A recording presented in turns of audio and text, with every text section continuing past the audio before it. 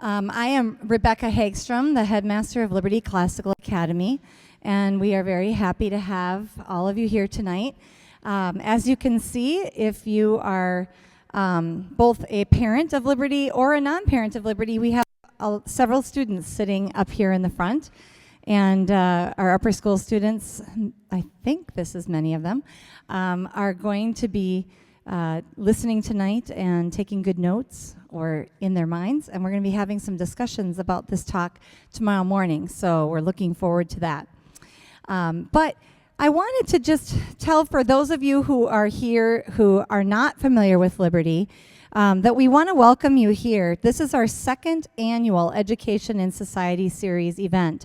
And the reason why we started these last year is because we believe that education is critical, not just to the future of each individual child, but really to the future of our nation. If we're not doing a good job educating students, then really the future of our nation is at risk. And one of the things that we've noticed is that in our society today, we don't see a lot of respectful dialogue and debate and discussion.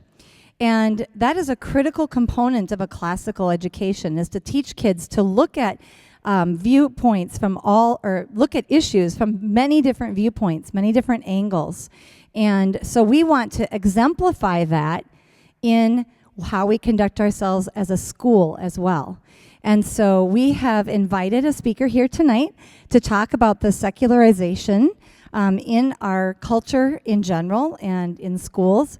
And I'm going to be introducing him in a few moments, but just know that discussion and debate and respectful dialogue is a really significant piece of our program, especially in the middle and upper school years. Okay, well, I'm going to introduce Devin Foley. He is the co-founder and president of Intellectual Takeout, which is a nonprofit organization whose mission is to feed minds, foster discussion, and inspire action. Intellectual Takeout produces thought-provoking content that has garnered an audience of more than 1 million readers. In his role, Devin oversees content development and marketing. He works with academics and experts to assure quality and publicly promotes the site. Prior to co-founding Intellectual Takeout, Devin served as a director of development at the Center of the American Experiment.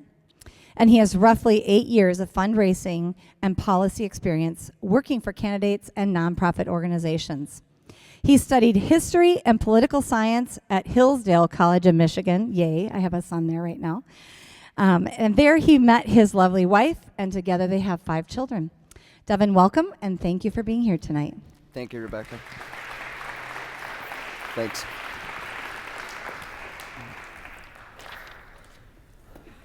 Thank you all for coming out tonight. It's a pleasure to be here. Apologize if I have to cough or anything, fighting a little bit of a cold, so the usual winter thing. But it's got a good radio voice going on right now, which is nice. Just to add to Rebecca's introduction, which was very kind, thank you for that. Just to give you an idea, we do have actually over 1.3 million subscribers, aggregate subscribers on Facebook. In 2015, our best week, we reached 55 million individuals in the United States with our content.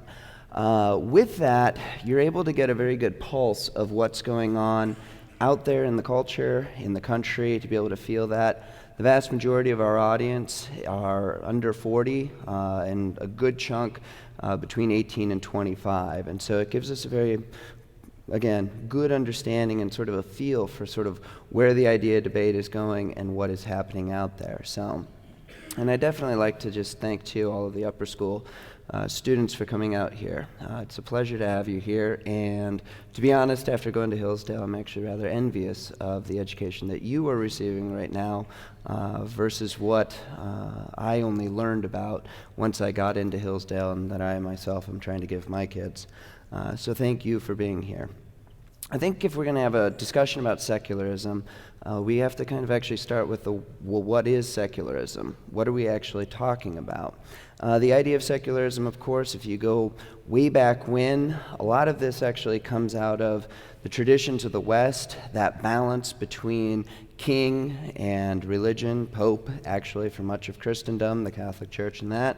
But once you had the Protestant Reformation, as many of you would know probably from studying, there was a good bloodbath that took place. Now, a lot of the justification was actually political, not religious, but it happened, and it kind of at a certain point, Christians on all sides just sort of said, what are we doing? Why are we doing all of this? This doesn't actually match up the beliefs of any of us, even though we're having, questions about different issues of dogma and things of that nature. And so you come to the Treaty of Westphalia in 1648, which is an important treaty, as many of you know, and sort of marks this movement towards a secularism of a public space that is what we would think of looking back, and I think a lot of folks here would see as making it a little bit more neutral, this separation, quote, separation of church and state. But it doesn't necessarily actually reflect that. What you see actually taking place is that, yes, there was this sort of separation of church and state, but there was also the infusion of the values of the people, that the law was a reflection of the culture, and the culture was a Christian culture. It may have been an Anglican culture, as you found in England. It may have been a Catholic culture, as you would have found in Spain in the 17th century, or parts of France, where you actually had pockets of Protestantism, and then you had Catholics being the dominant ones up until the French Revolution, and then, well, that was your first real taste of a truly secular society and where it can go and the dark side of it, where you actually had the atheists going in, clearing out even the churches, purging all society of all religion, and taking over the churches and then turning them into temples of reason, which is fascinating. So moving that aside, where do we find ourselves today? Charles Taylor, writing in A Secular Age, again, goes back to one understanding of secularism, which is the term of public spaces, that these have been allegedly emptied of God or any reference to ultimate reality, or taken from another side, as we function within various spheres of activity, economic, political, cultural, educational, professional, recreational, and so on. And so what he's saying here is, again, there's that reference to, well, the public space is sort of supposed to be neutral, which of course it can never be, because all law is a reflection of a value. Even the line down the middle of the road is a reflection that we value life, that we value order, that we don't want chaos and people just crashing head on into each other. So all law, again, must be stated that all law is a reflection of value, and the value is reflected by what the dominant culture of the time is. And so again, there's that side of it. The other side of it, though, which Charles Taylor is referencing, is this compartmentalization of our life. And this has been continuing and expanding, so that the person you are at church is not the person that you are expected to be at work. You put on a different hat, you put on a different persona at work. You may find that, well, the company has these values, they may conflict with your beliefs, but, well, I'm in my professional space. But if you're a Christian, you would know that your beliefs are supposed to actually permeate all of your life. In all things that you do, that is actually supposed to be a reflection of your love of God and sharing it with others. And so again, we see this creeping in, and it is sped up exponentially until now we've come to a very different time. Charles Taylor, again, Secular Age, writes that the second stage of secularism is a secularity consisting in the falling off of religious belief and practice, in people turning away from God and no longer going to church.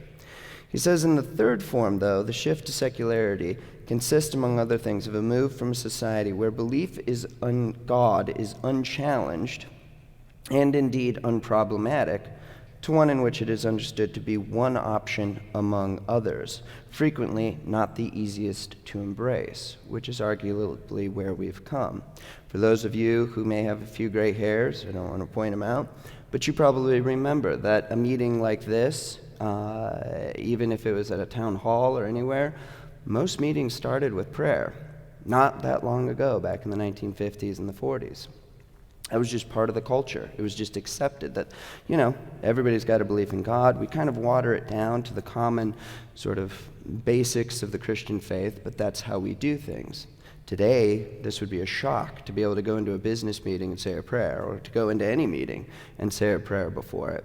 And so again, that reflects this sort of shift from, well, everybody believes in God and some relation of, their denomination of Christianity or this or that, to how strange to actually be religious and to carry that into your life. And you will feel that pressure, especially you guys, if you do follow your faith, you will feel that pressure increase as you move out into the world, and especially as you try to raise a family. I have 5 kids. I can tell you it becomes increasingly more difficult to be able to hold the line and to be able to have the kind of culture that you actually want to pursue. And this brings me to a couple other political philosophers talking about what is secularism. Remy Bragg, in The Impossibility of Secular Society, he argues that a secular society actually cannot last. The reason being is because it's unmoored. It has no foundation to it, and I'll get back to this in a little bit. And so he argues that a secularist is a person the inner logic of whose position compels him to act as if mankind were not to last longer than 1 century.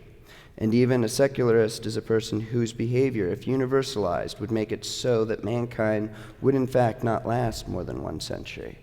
And this is because if you start to get into things and start to actually dig into what do we have today, that unmoored from anything, you live for the self. The self does not care about the future generation. The self does not care about the past. The self only cares about what is good for the self in the now.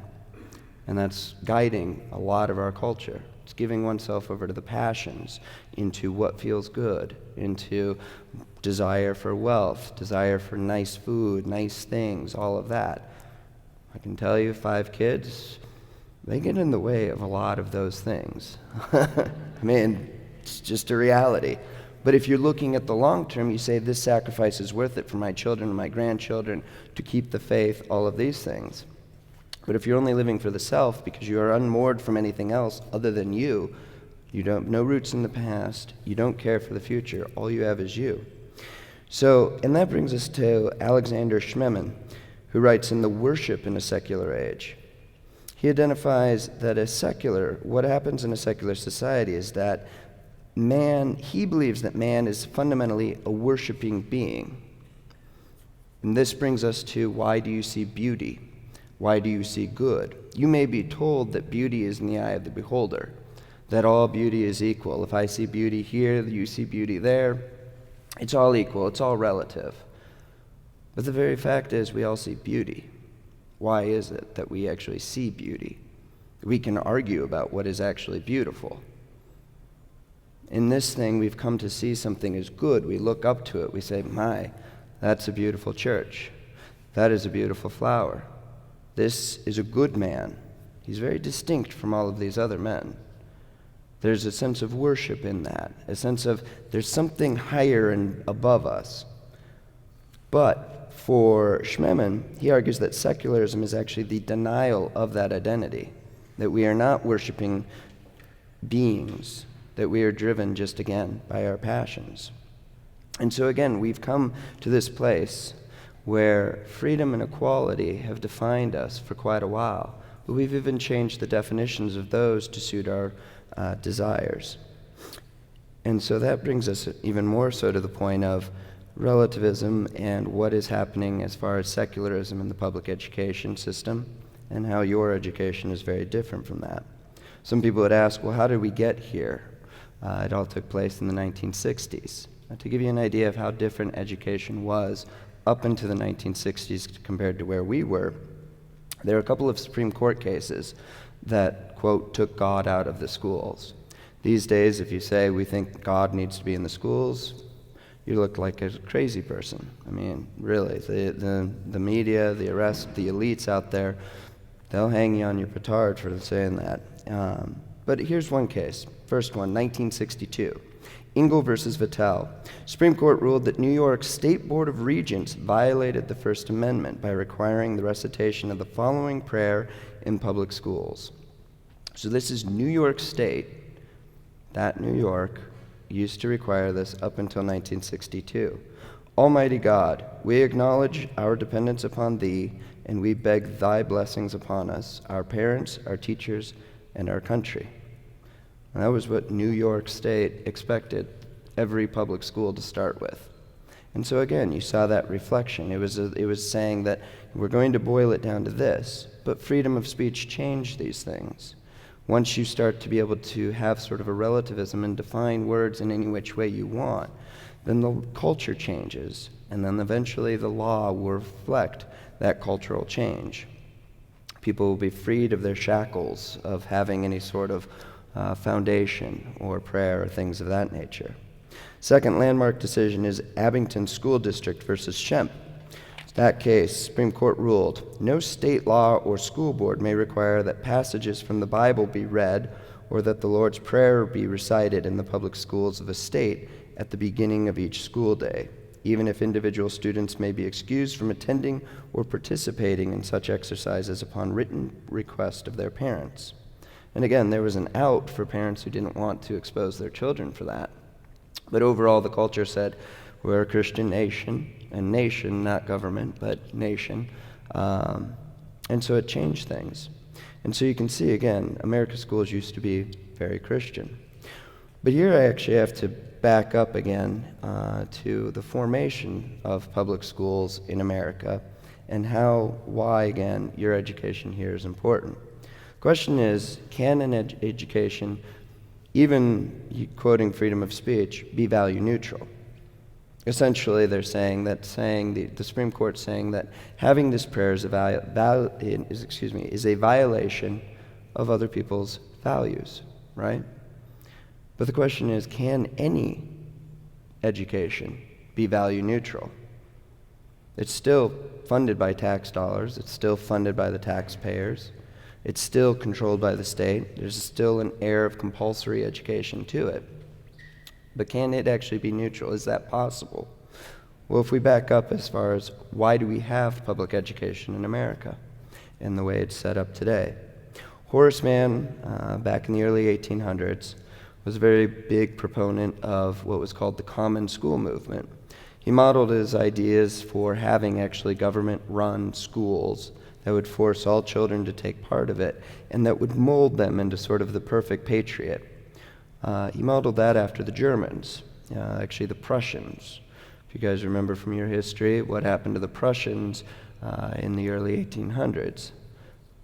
They were whipped by Napoleon badly and decided that they never wanted to get rolled by the French. And the Germans have kind of proved that they don't want to get rolled by the French ever since, but, no sense in getting down into that one. So, and I can tell you this on a total side note, if you're ever over in France, never make jokes about the Germans marching in Paris or anything like that. They get very upset by this. And, things like Americans coming to save the French. It's not good, so more you know. But on that note, it's interesting because Horace Mann actually made a lot of statements about kids and students. And here I hate to tell you, but you are all being molded into something. Sorry, you're not free. No one is. Even your language that you're taught, everything that you have is a value. Did your parents choose to read to you or watch TV? Did your parents choose to teach you English, raise you with that, or with Spanish? Even the differences in language will teach you to look at the world slightly differently. You weren't born tabula rasa, a totally blank slate that you get to write on. You are being written on from the very beginning, from the get-go, from the womb. It's just our reality.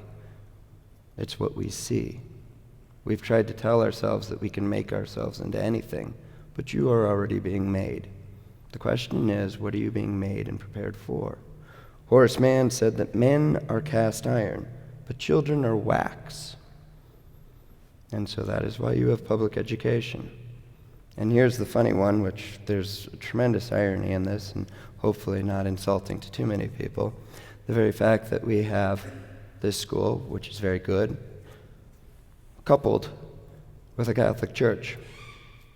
Because, and this gets into some of the history of the U.S., is that the public education, Horace Mann wasn't making any headway, really, as far as creating public education that we know, government-run compulsory education, until you had a wave of immigrants. They're bad people, like me. Irish, and then the Germans, The Germans are a different breed, but I got a little of that in me too. So, but the Irish, they're trouble. It's just how it is. Well, they came over, and they kind of scared things because the culture here was very much of a Protestant culture. It's very, the factions didn't exactly get along. The Puritans didn't get along with the Virginian Anglicans and things like that. They saw each other as different. But overall, they could distill Christianity down into a sort of common elements. Introducing Catholics to that made a mess of things. And they worried very much that the Catholics wouldn't be good Republicans. Not Republicans as in today, party people, but a little r, a Republican man, the kind of man or woman made for a republic, the kind who can govern the self. They worried that the papists would be worshiping the Pope and would therefore want to have a monarchy, and because Catholics love monarchies, which is kind of true. But setting that aside, that is why you have public education. The kicker, though, came in when you had the progressives take over, and they rolled in and rolled right through everything. John Dewey being one of the big names for it. So John Dewey comes in, and you get in the early 1900s, a very different ideology comes into public education. But the structure and the framework is already there to be able to mold people to what you want. Now the question is, who's actually doing the molding? If you're familiar with C.S. Lewis and others, they write about this quite a bit. G.K. Chesterton. Dig into them. Abolition of Man would be a good book for you all to pick up. It's basically getting into this, drives right into education. Because as C.S. Lewis saw again, children will be molded. There is no question about that. It is a question of what will you be molded into? What will you be given? Are you being given the tools to be a free person? Are you given the tools to be something else? And so that brings us to what is going on in the current public education system and why is it so distinct from liberty?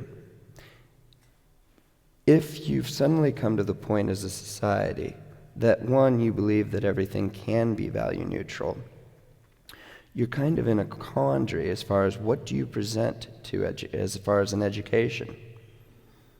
There's not a lick of education that, again, can be value neutral. Even if it's math. Let's just go with math, right? Math is supposed to be, it's science and it's math, it's neutral. Well, what math is being taught to you? And in what way? That's a reflection of the values of either the teacher, if the teacher is free to choose the type of curriculum, or it's a reflection of the administrators who are choosing the curriculum. They're saying, we value this approach to teaching math more than we value this one. And it will be imposed upon all of you. And hopefully they made the right choice. Because if they didn't make the right choice, all of a sudden, well, you get into the spot where we are right now, where you've got an enormous number of kids who cannot do math. Either in this state, where you've got less than 60% of kids who are able to do math at an 11th grade. This is for 11th graders. Less than 60%, and in some cases less than half, can do math at an 11th grade level. Yet a good whole 80-some-odd% graduate. So you tell me how that gap's going to work out. I can tell you that even construction guys today, let alone set aside the physics and the medtronics of the world out there, I've had enough construction guys come up to me and say, look, we can't even find kids these days who can actually read a tape measure. They can't add fractions. You can't do your job. You can't even get a basic job. But again, it reflected the values of the teachers. It's not as if those kids, when they were 5 years old or 7 or 10, said, doesn't matter what kind of job I have or if I can do math. No, it was the duty of the parents and of the teachers to actually shape them and give them the tools they needed to be able to actually engage in society. And that raises an important point about education. We've sort of conned ourselves into believing that education is just about reading, writing, and math. That if the child can read well or can write well, that this is a well-educated child. We seem to have forgotten that education is actually the passing on of our traditions, of our culture, of our way of life. That reading, writing, and math are merely the tools to be able to engage in the culture and in our society. You may say the child reads well. Okay. What is the child reading? I can teach a kid to write with pure garbage.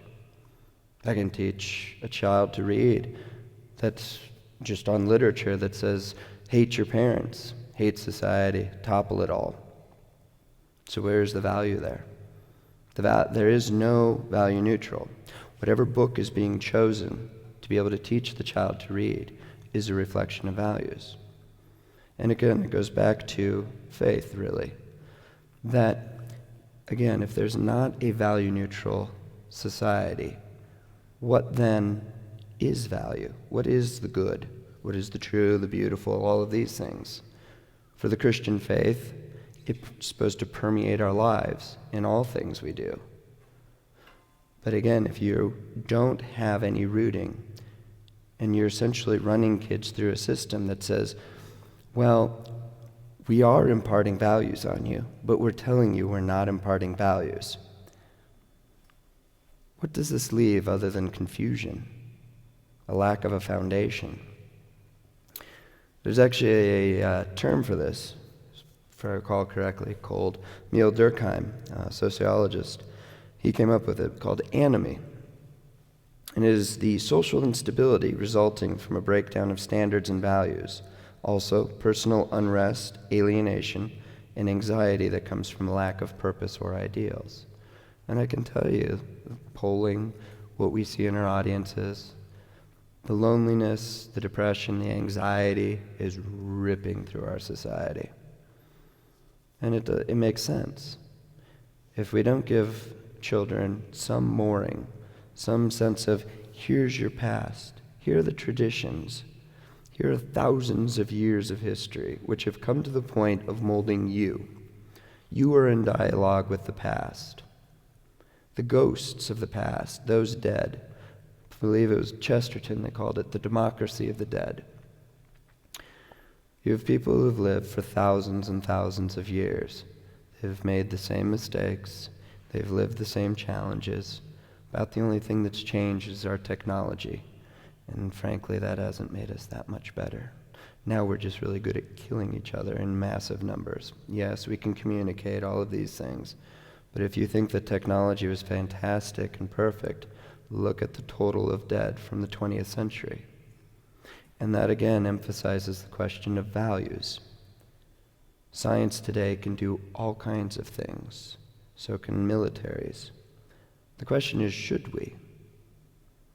And if you don't have that mooring, that sense of belief of saying, this is what, over the course of time, mankind and the West, and understand this, you are not global citizens. You are people of the West, and you are being raised in that tradition. The West has come to decide these things. Sadly, the rest of the West is abandoning its traditions quite rapidly. But everything that got us to this point has been largely on the West, coming to ideas, saying that the human person has dignity, that you all have dignity because you have a soul. That's quite a starting point in an education. It's a good starting point for a debate, too. Because if we are all free to pick our own values and we don't have any mooring, you can ask yourself, well, why do you have dignity? You just evolved. Who cares? It's the social Darwinism. It's how it came about. It's all the ugliness that happens, much of it in the 20th century. The idea that, well, the strongest are the ones to survive. If that is your value, there's nothing wrong with eliminating the weak. On the other hand, if you actually, even the weak have dignity, that matters. But that is a point for you to be able to consider as far as what is actually out there. If there is nothingness, well, that's one education, but what can it give you? As C.S. Lewis said, the great fear is an education that, in this I'm paraphrasing, but his great concern was that an education without any rooting of a moral compass, all that does is be able to make for very clever devils. And I'll end there and open up for questions.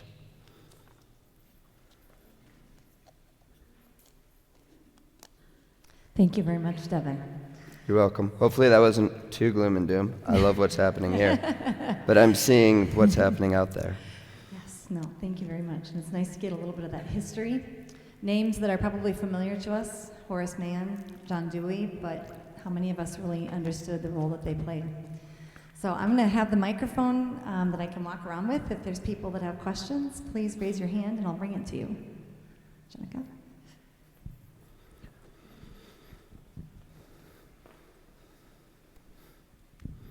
Thank you for your talk. I am wondering, what have you seen fill the void, fill the vacuum of a religion? In other words, if we are a worshipful people, and I absolutely agree that we are, I get the sense that there are religions creeping into the secularism. What have you seen? From the sense of worship, I think one which has actually been around for a while would be, and it's sometimes termed scientism.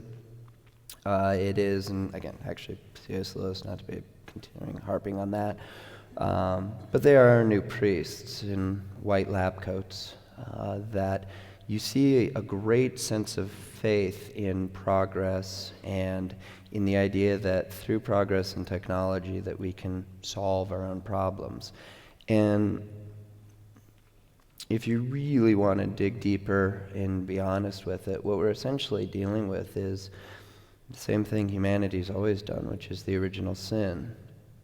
The idea that we can be like God, not as in like God as in I'm going to live like Jesus and be, a worshipful person, but I can be like God in that I can have all of this knowledge and power and use it to exalt myself.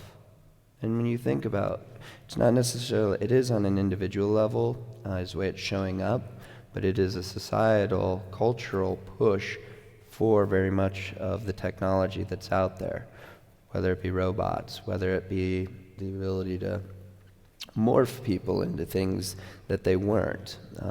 We're bordering on a dangerous rebellion where we as a people no longer want to have any shackles put upon us, even the shackles of nature. Who I am, I want to be able to be free of that as well, and if science can enable that to happen, I will gladly worship at its altar, so long as it exalts myself that I worship me, if that makes sense. Thank you. That'd be one of them. But I do think, too, you're going to see, if we're worshipful creatures, it doesn't last very long. It's like the French Revolution, as I mentioned earlier. What a joke. You've got not a joke, they butchered plenty of people. A lot of Christians died. And it's not talked about or acknowledged ever, but it was all done in the name of reason. That reason would see us through, that reason would free us of these old mystical ideas. It's the same arguments that are being made today. But, the irony of the worshiping being is revealed in the fact that, yes, they sacked the churches, but they didn't burn them down. They destroyed stuff, but they set up statues of the goddess reason. Here you've got a bunch of people going on about, I'm a reasonable person, and these barbaric Christians are worshiping an invisible spaghetti monster in the sky, as our modern friends would say, and they set up statues in churches. Go figure. So, hopefully that helps. Other questions? Oh, thank you.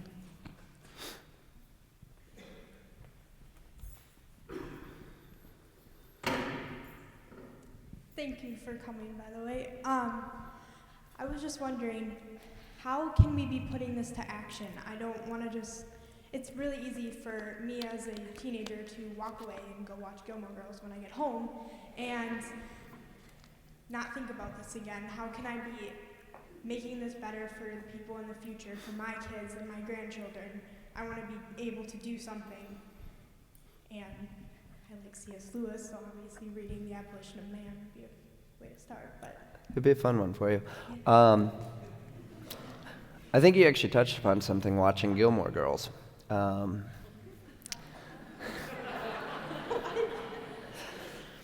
Again, nothing in your life is value neutral.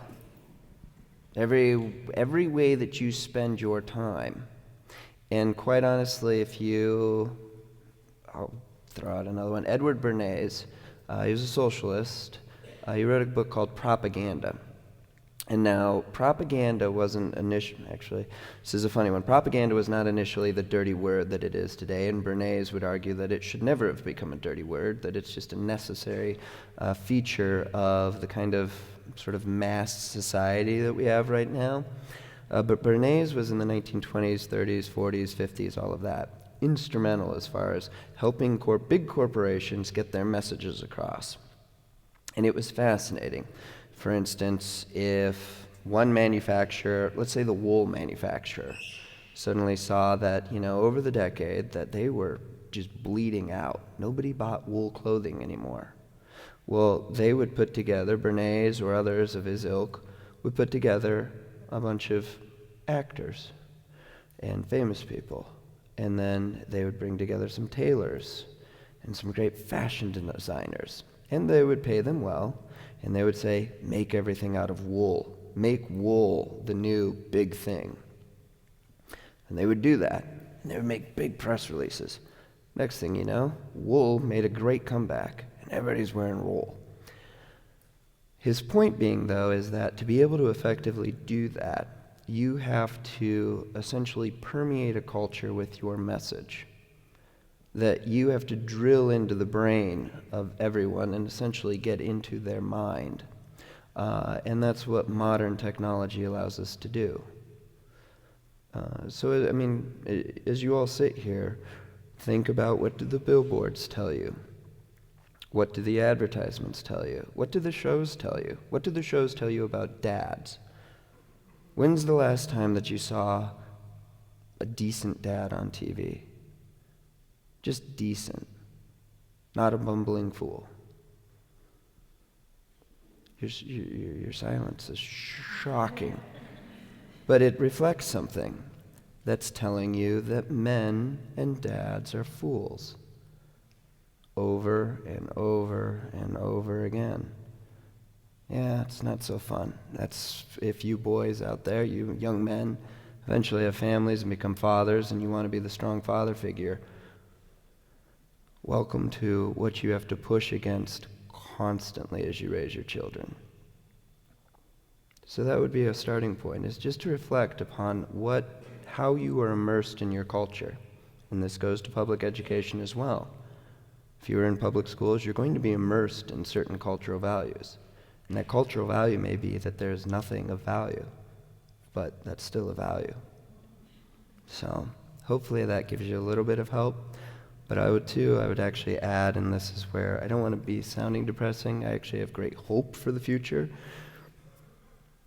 But I think we're in for some rough decades ahead. And so this time is precious to all of you. Again, I wish that I had the kind of education in high school that you had. I can tell you about my high school and a public high school. My English teacher had a seance in class, multiple. California public schools. But I kid you not, it was a beautiful seance. Actually, I walked out, but I was the only one that did it. But yeah, a little candle in the middle. Class all had to get in. Didn't matter if you were a Christian or not. You had to sit down and take part in the seance and dig your roots deep into the ground and all that. I kid you not. No, really. But again, what we are prepared for is actually, and you may be part of the remnant moving forward. It very may well be that at a certain point the Christians find that they have to do what they did for a long time, which is to ghettoize themselves. And the ghettoization probably starts with the family and the importance of educating their children, which is why I believe many of you are here, to get an education. You are ghettoized. It's a good thing. You have to hold up and secure that. And we have to rebuild family life. We have to come to understand, what is family? What role does it serve? Because your family life will be very distinct from the chaos and the sadness that's taking place out there. I can tell you, I've got the stats. 90% of African American children born in St. Paul were native born. 90% are born out of wedlock. They don't have a dad around for the most part. 90%. When it comes to millennials having kids, half of them, over half now, of millennials, some people my age and younger, are having their kid, half of the kids born to them are out of wedlock. So it's actually not something really, monumental. It's just living the good life and preparing for it, so, which is good, and it'll be a worthy cause. Thank you, Devin. Other questions? Oh, a couple here. I'll take this one back here first. Hi, Mr. Foley. Since you mentioned millennials, I'm an older one as well, and I've noticed with people in my age group in their late 20s, they view making money or having a job that's really productive almost as immoral, or capitalism as immoral or wrong, and I'm wondering if you can connect that to the secularism of society.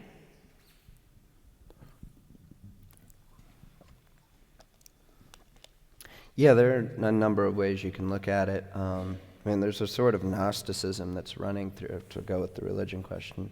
There's a resurgence of Gnosticism that's coming through, where the material isn't of value, that there's just sort of this ethereal spirit. More to the point, though, I think that if you've been taught, whether purposefully or not, that there's a nothingness, and to give yourself over to your own passions and things of that nature,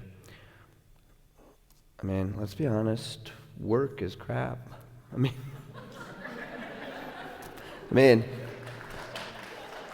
I notice it's all coming from this side and the back.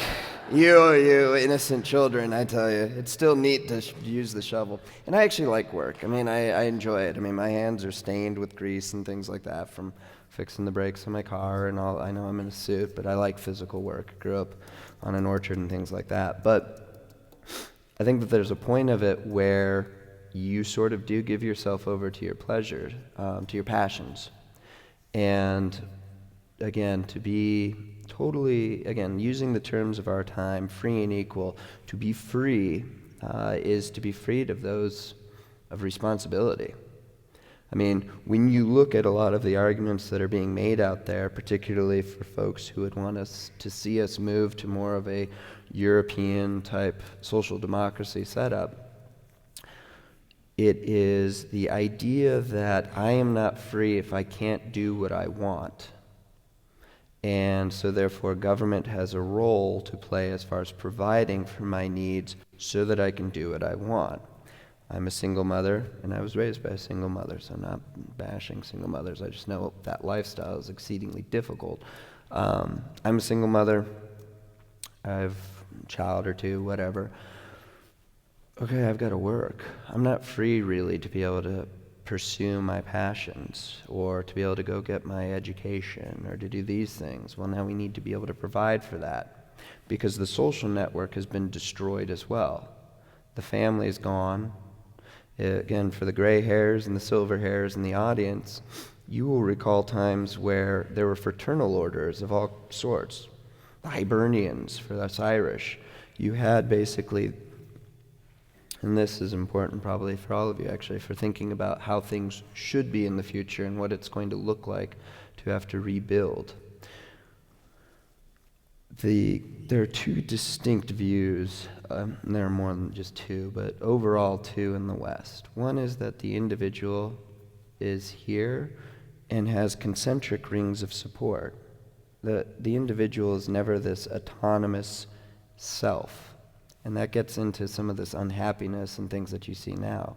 It's just trying to find something to fill the void. Why go to the daily grind when I can go find myself hiking Tibetan mountains? Or, you just see that. It makes sense. Rootless people are going to be rootless wanderers. It's just how it is.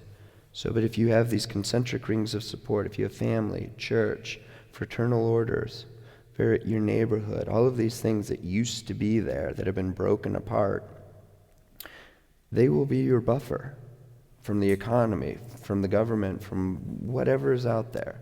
They will provide you a sense of security and support.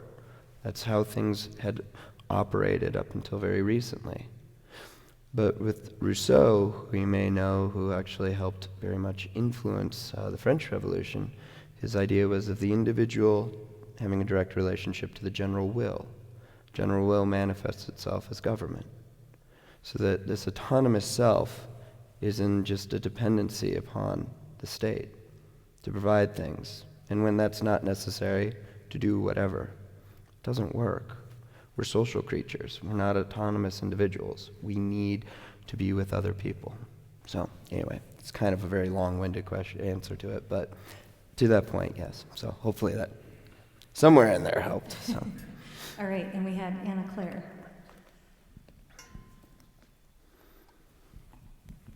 Thank you for coming to our school today, but I was wondering, specifically in English teaching in public schools, do you believe that there will be a deviation from reading many what are considered by most English teachers today classic books as the next generation enters the teaching field because of the values they were written off of and the viewpoints expressed by the author and the reading material that were largely Christian?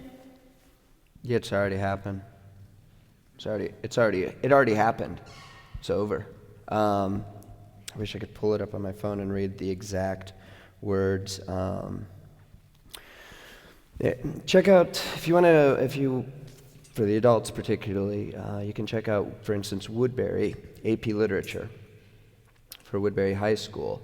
And you will find that at Woodbury High School, this is in public, the syllabus would say that we are teaching the students to be able to understand literature through 8 categories, if I recall correctly. And I'll be able to give you a couple of them. Feminism, deconstructionism, new colonialism, Marxist theory, and a couple others. Even if you read the classics, if you're being taught to look at it through a very different worldview and to tear it apart, it's going to lead you to very different conclusions about what they're doing. But if you actually do start to compare, and we've done the comparisons, same thing's going on at Edina. If you go to Edina's, it's very much of we're teaching literature. This isn't social studies, this isn't history, this isn't civics, even though civics doesn't exist. It is very out in the open that we're teaching the kids to look at the world through a social justice lens. Social justice requiring, equality of all of these different things. And so, again, there's a value there. It's just been purged of religion, and then they're moving the books in that would reflect those values. So again, you're getting a good education. Enjoy it. Other questions? Mr. Foley, since we were talking about millennials just a couple minutes ago, Bernie Sanders is polling very well amongst the young crowd. Is that out of ignorance or is that out of passion? What do you think? Well, there's certainly passion, I can tell you that. A good chunk of my audience, they're Bernie Sanders supporters, so I get to interact a lot with them. And they actually do. A lot of them want good things. So it's just the means to those good things that get a little bit questionable. Reason put together an interesting report. I don't know if you know Reason. They're a libertarian magazine, and they've got a think tank that's associated with them. But they released a report in 2014, and it compiled some different polling data.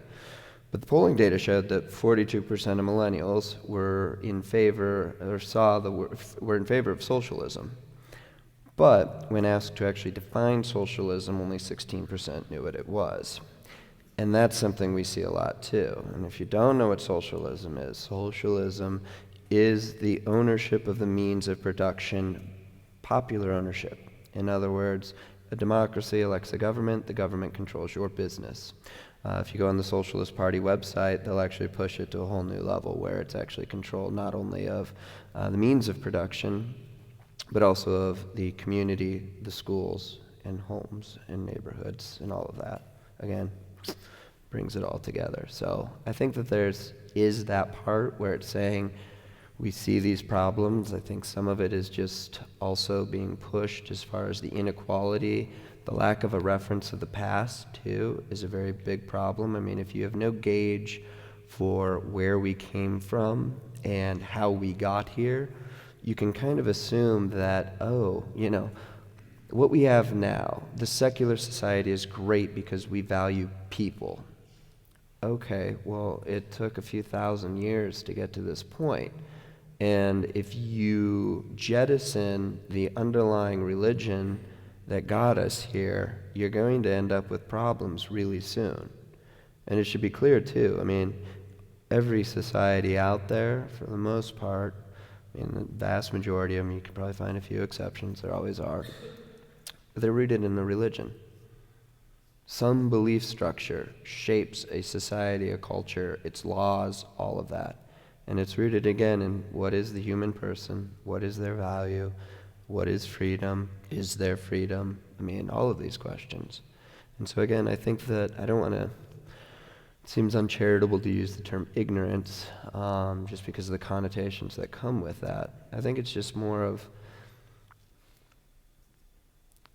the previous generations and the folks running the education system have done a great disservice to a lot of young Americans out there by wasting their time in school and not actually introducing them to the ideas and the dialogue that has been part of the West as well as the rest of the world, which is what I understand you're getting here. And you should be reading from both sides, and you have to do that to be able to be part of the dialogue. So hopefully that helps.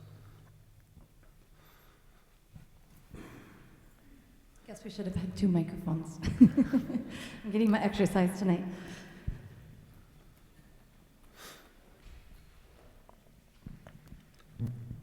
Well, thanks for a real interesting lecture. Well, like your sort of thoughts, if we're sort of seeing a long-term, what if Plato was right, that democracy was the worst form of government because the people's passions would be set free, and in the end you need an autocrat to impose order. So we live in a society where do what you feel right? Do whatever you want. So people run amok. So do you think that then requires a stronger and stronger government to coerce us to behave because our freedom is not liberty, it's just run amok? So is Plato right? We might find out. And we might find out really soon. Yeah, I would, for those who are interested, I didn't catch your name, so I apologize. But what Rich is referring to is in Plato's The Republic, specifically in Book 8, he compares the different types of government, whether it's an aristocracy, an oligarchy, all of these things, monarchy and such.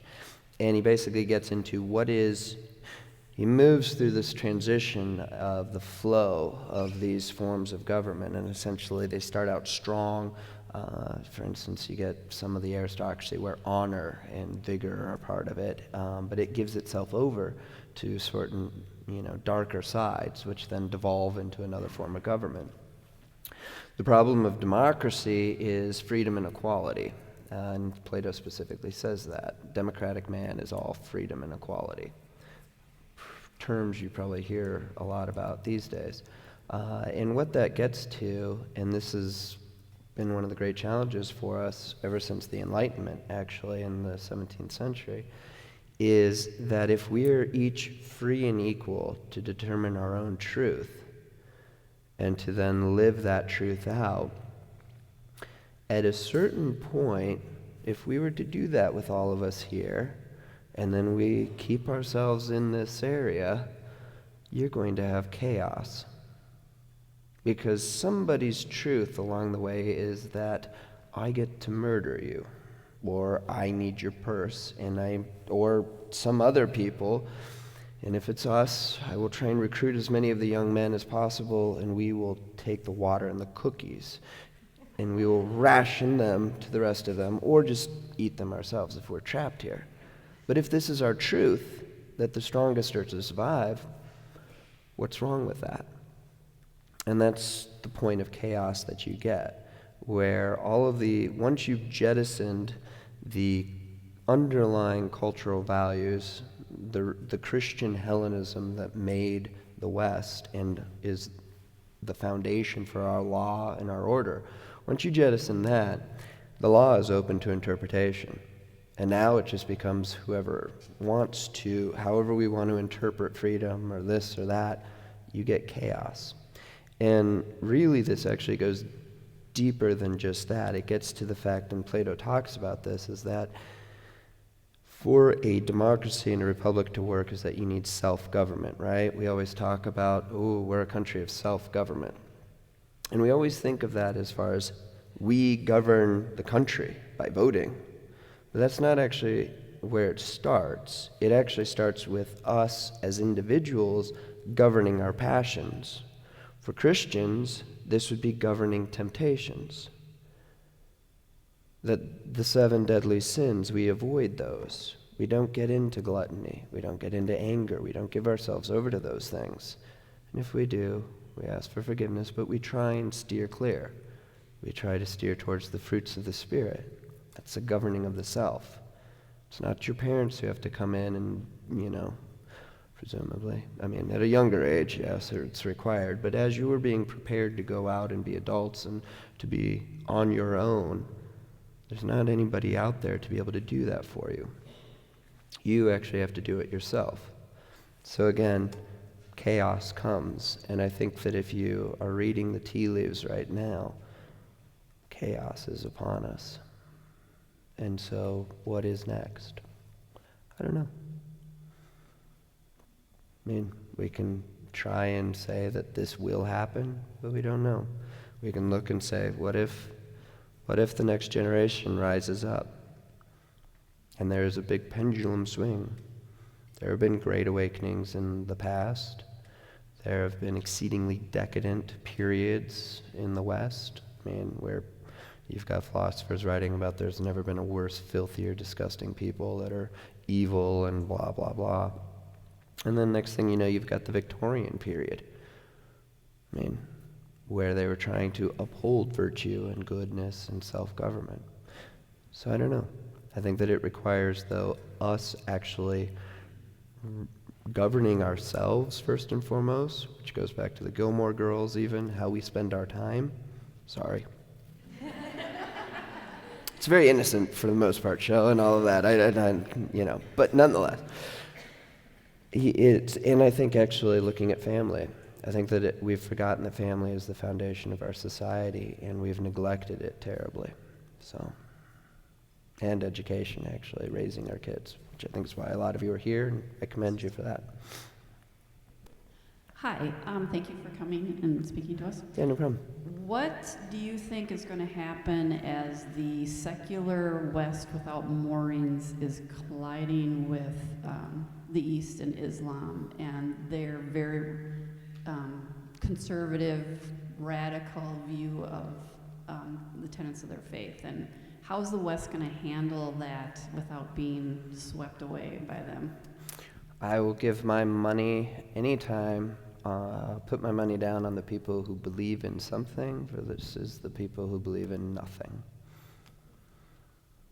If the West decides to believe in something other than its, the value of my own self and whatever I want to do, then it'll survive. If it doesn't, it's going to get rolled, which is really sad. So, go back. They were playing Beethoven and Mozart and all of this. If I get my dates right. Beautiful classical music is being played in Vienna. And meanwhile, the Ottoman Turks have marched through and are about to, and have laid siege to it. Now you might think, well, this was 1000 AD or 700 or maybe 1200. No, you're looking actually at almost, mid-1600s. Not long ago. So these things have happened before in the past. The question is, though, what's different? And I think that we're in rather uncharted territory. But I think that's global, too. Our problems of secularism are not limited to us. Look at the Japanese. Japanese are toast. They're dying. They're young people. Nobody gets married. Nobody has kids. They don't even care anymore. And that really says something about the destructive nature of where things can go. They're lucky because they've got water all around them. Europe is not so lucky. So. Good evening. Good evening. My name is Robert, and I'm a high school teacher in public school, and I would like to be persuasive. I'd like to first know that what I am trying to get across to kids, including my own at home, is true. So I don't want to just hammer them and pound them into the form that I would like, because I just don't think that's effective. But I want to be persuasive and help them be independent and self-reliant.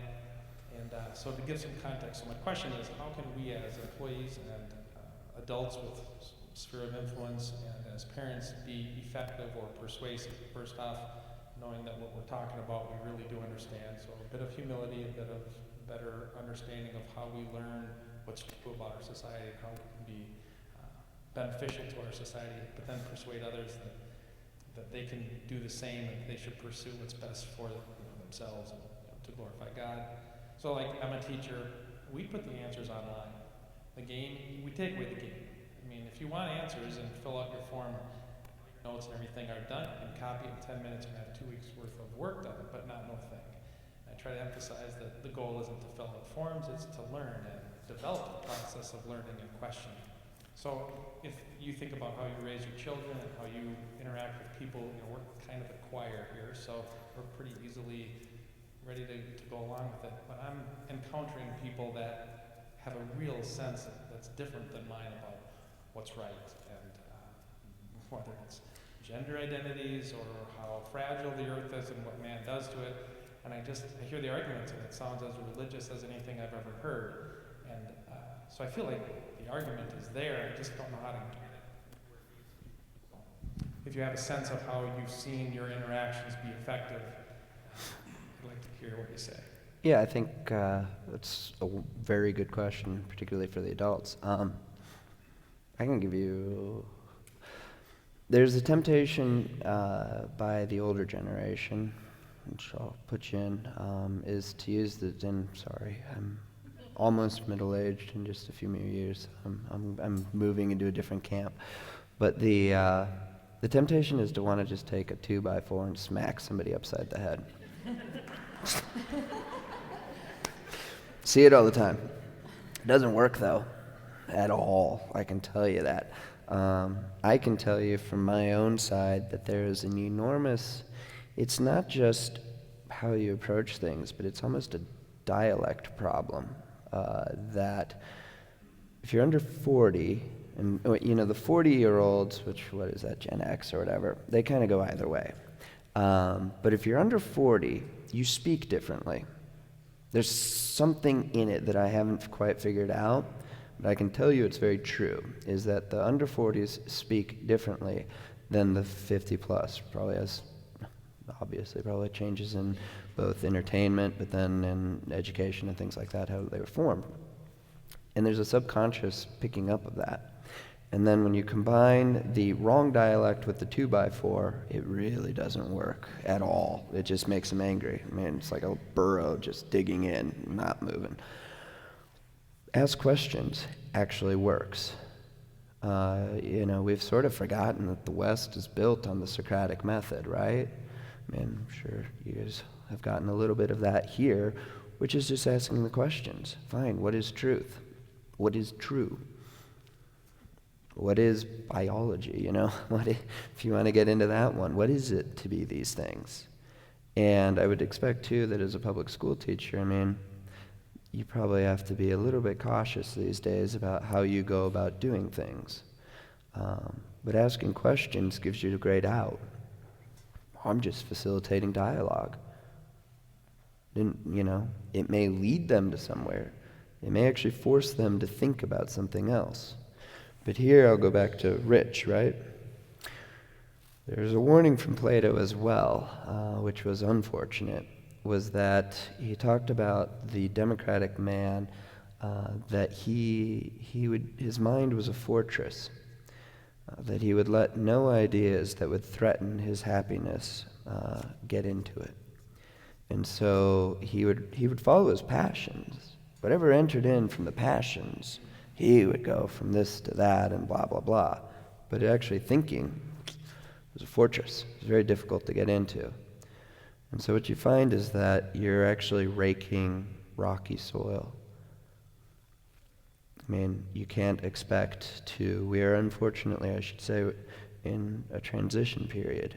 All of us want to, ride the white horse and be the ones that, come riding back to Lancelot or whatever, being Lancelot and rolling back in victory, right? That's not our generation. Neither your generation nor me, unfortunately. Our generation is just to do right by our kids and to prepare them for what's out there. And when you engage in a very general culture, you're raking rocky soil, you may get a couple. That's all you're hoping for. It was important that we understood what it was and how pervasive it is. And I was raised on welfare, and I certainly have white privilege, whatever that is, just because I'm white. And I asked questions. I'm like, okay, I just need to understand this because my reality is a little different than what I'm reading and hearing. And the principal descended and the speaker, and it was this intervention to try to help me, this poor soul, he doesn't understand. And it was religious. It was amazing the way the way I felt. And I made the comment, I'm trying to be transparent and honest. And so you got to be good at knowing what your question's going to do because you're challenging something the way I assume in previous religious political systems, man. When you question, you bring on some things that you may not be ready for. Yeah, you need to know what their weak points are. Man, it's like Art of War, right, guys? Tell me some of you boys have read Art of War, I'm sure. Where do you attack? Where they're strong or they're weak? Weak. Young lady saying weak. There you go. We got Joan of Arc in the future. Well, you'd have to go over there. But anyway, forget about all that. We won't get into that one. But all good. Yes, exactly. You strike where they're weak. But you actually have to know their philosophy. I mean, this is the thing. If all truth is relative, what's wrong with being a racist? It doesn't matter. What's wrong with being a sexist? No, the only thing that matters is that right now those who say it's wrong have control over the loudspeaker, and they can only shun you. But if you don't back down to that shunning, we come to a Nietzsche-esque place where all that matters is the will to power. That actually goes back to Islam. San Bernardino, having grown up in that area, I should be able to say it, but that was a display of the will to power. It said, your relativism is nothing. What is right is to kill these people. It's what it was. We can't really comprehend it because we are so sort of in this lukewarm phase. But Christendom used to know right from wrong as well. We used to fight some good fights. We don't anymore because we lack the will. We don't believe. They believe to a degree, but in the face of the true will to power, they will crumble. And that's the starting point. Is there truth? What are we teaching here? Is it relative? Do we get to pick and choose things? Because what you find is that eventually they're forced back to either saying there is some sort of truth, some sort of dignity of the individual, or there isn't. And if there isn't, it doesn't matter. It just matters if you want to seize the power. And they have the power right now. So anyway, but that means you have to study up. You all especially. Study up. All right, we have time for one more question. I'm going a little bit over because it's very interesting. One more? Okay.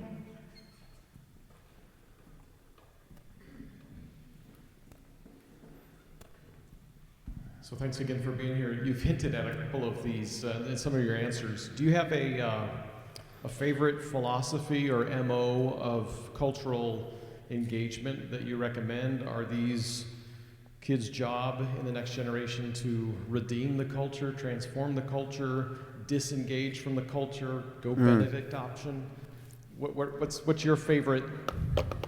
Benedict option. Good stuff. All right. How do you know about the Benedict option? Rod Dreher. Okay. So for those who don't know, Rod Dreher was Catholic and then converted to Orthodox. The Orthodox, like the East Orthodox and all of that. So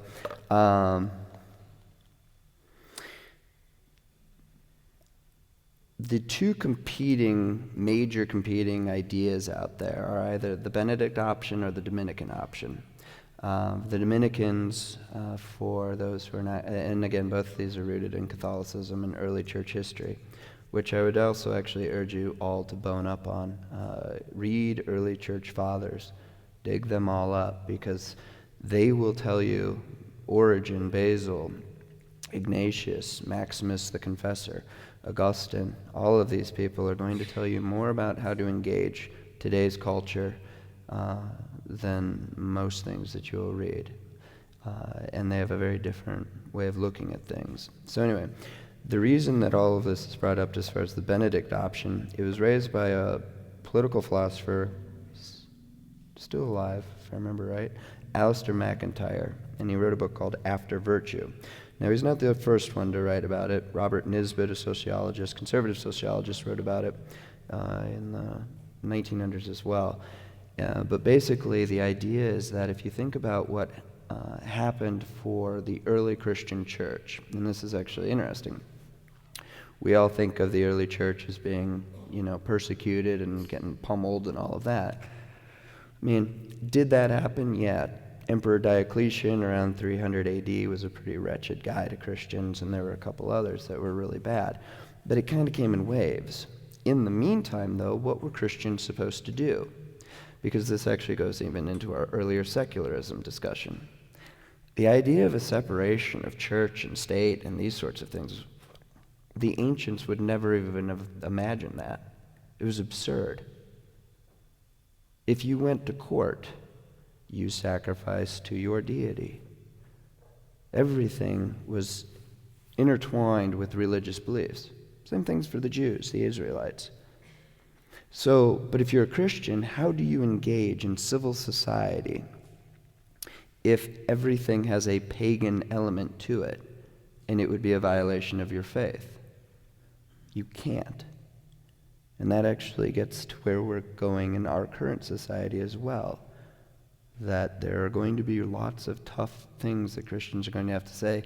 Can I support this? Can I work for this company? Can I do these things? If not, what do I do?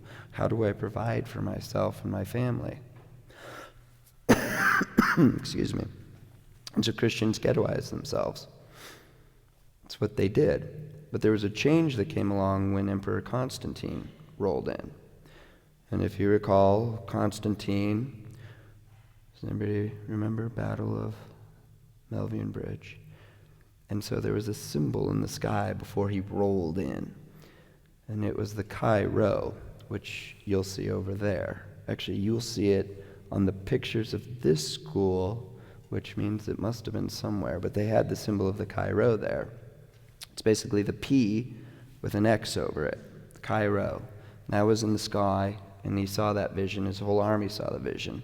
And then he had a dream, and God came to him, supposedly, and said, use this symbol, and in this symbol you will have victory. And so all of his men painted the Chi Rho on their shields and stuff, rolled up Milvian Bridge, which is, you think of it in this big thing, but if you go to Rome, you're like, this is the Milvian Bridge. It's like this big, less than this big. And so anyway, this huge battle takes place basically in this kind of space, and they win. Constantine wasn't a Christian at the time. Later, he supposedly became Christian and was baptized and all of that. But what changed when he came in is that he brought even though he wasn't a Christian right away, he gave Christian values. And he allowed actually Christianity to become suddenly legal, and not only legal, but in what you saw in a seesaw that took place and eventually ended was that Rome became Christian, that the state was Christian and supported those things. Interestingly, though, Christian families, and this is a longer answer to your question, but it's relevant to now, and especially this part. When Rome became Christian, that's when you actually saw a lot of Christians withdraw from Roman society and from the cities. That would be the Benedict option. That's when you saw the rise of monasteries. The reason Christian families withdrew from now a nominally Christian government and society is because they couldn't actually live out their faith. That what they found is that when they were ghettoized, it forced them to really live out the tenets of the faith. But once they were no longer ghettoized, these decadent cultural values were able to permeate into their families, and they saw that their faith was weakening, and so they withdrew and ghettoized themselves out in the country or wherever, and many young men, ghettoized themselves in monasteries. Saint Benedict being one of the greats in history for starting the monasteries. Hence the Benedict option, which is to withdraw from society. The Dominicans are a different breed. Now, from the Catholic side, they would be a group that goes out into the world. What you'll see are the Dominicans today, who generally they're the ones in white, so you'll see different ones. If you ever see monks, they're in different different clothing. So they're in white. Their belief is that you go into the culture and try and retake it and witness and all of these things. My personal belief is that I think that right now, even Christian families are in such disarray, and we haven't even gotten a hold of technology and its effects. If you look at, I don't know how much I want to say about this, but how about this? Websites that you really don't want your children going to. I think recent studies would show, I think it's like 10-15% of 12-year-olds admit that they would be addicted to those websites. Not that they've ever seen it, but that they can't stop going back to it. That's a 12-year-old. That's a big problem.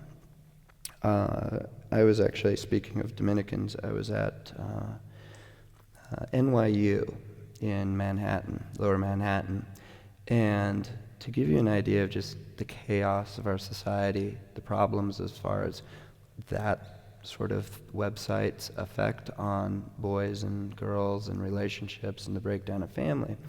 I went to the Newman Center, that's the Catholic life. It's kind of like equivalent of Young Life or something, but it's a little bit more built up and things. And was meeting with the priest there. Somebody just recommended that the priest was seeing similar things that we were seeing through social media, but he was seeing it on the campus. And he said, you know what's really interesting? He said, what you're saying actually is really relative, because what we're seeing is that the kids don't want to actually have conversations. We can sit there and host an evening where we talk about faith and reason, or science versus the church, something like that. And we'll get 15 kids maybe. He said, what blew our mind is the first time that we set up an event just on how do you have a relationship. Filled the place. He said that's what they basically mostly focus on, is how do you date somebody without just jumping into the hookup culture?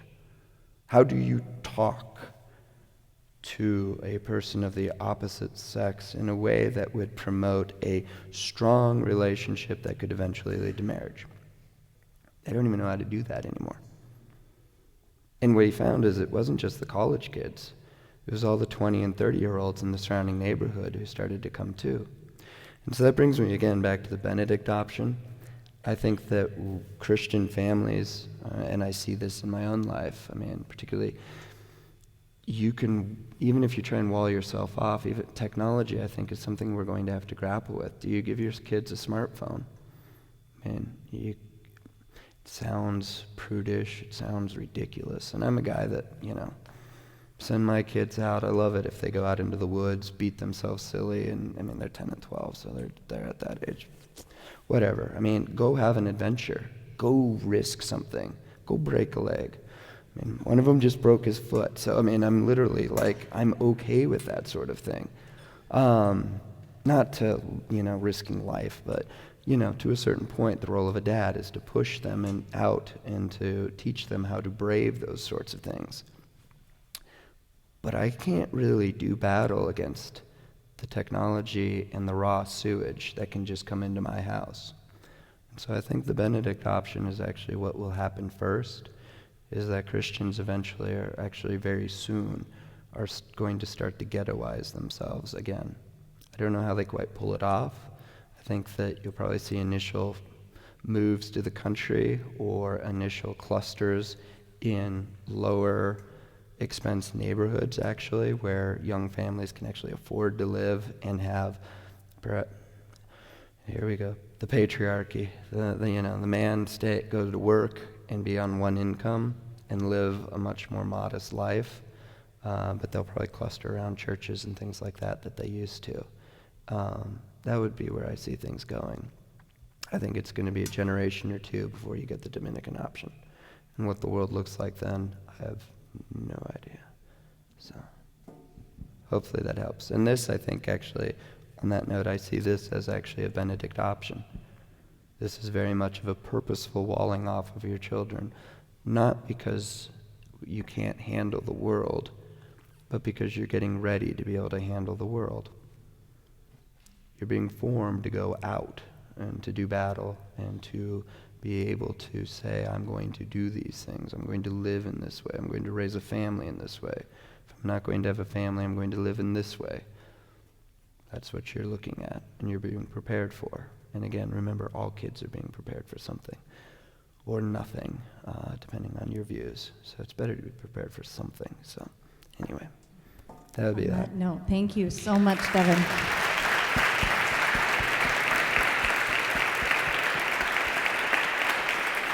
Good. And I just want to thank all of you for coming tonight. I hope that you remember this as we bring other speakers in the future to be spreading the word, because this is an important thing for a society to do, to get together, to discuss these very important issues. And it's important for our students to see that they're really a significant part of our society, and that to just run right into culture as it's laid out for them with no thought is a mistake. So I hope that you were inspired by Mr. Foley's message as well tonight. Thank you all for coming, and we do have some cookies and water and treats and things if you want to linger for a little while.